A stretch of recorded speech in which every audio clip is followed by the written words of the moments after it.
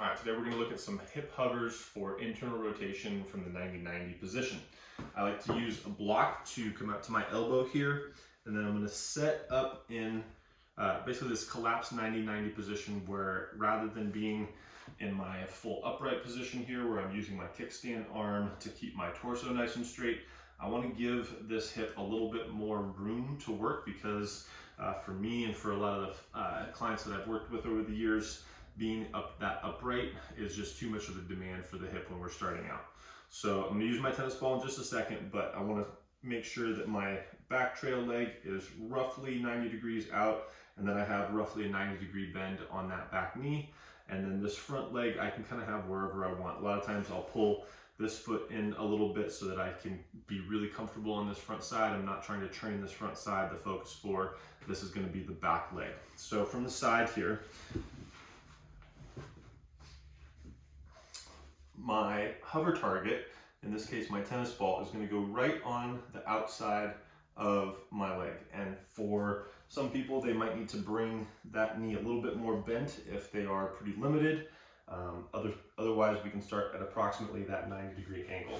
So what I'm going to do here is I'm going to lean forward slightly, put my other arm either inside my foot here or on the outside. Just want to have that in a place where I can really create some good downward pressure and tension. And then I'm going to start to drive downward with that back foot, come up and over, and I clearly need to move my target a little bit further out so it's a bit easier.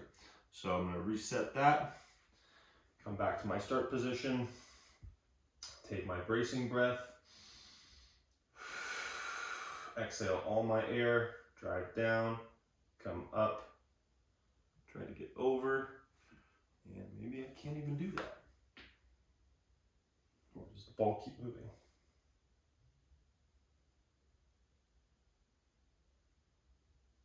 There we go.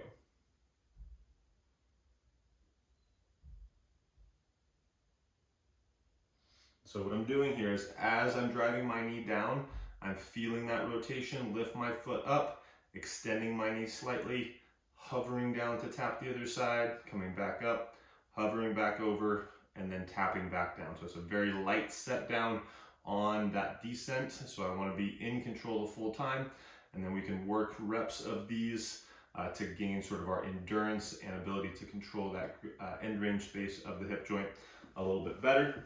So give these a try. Maybe use something a little bit smaller than a tennis ball if you are hip limited in the internal rotation.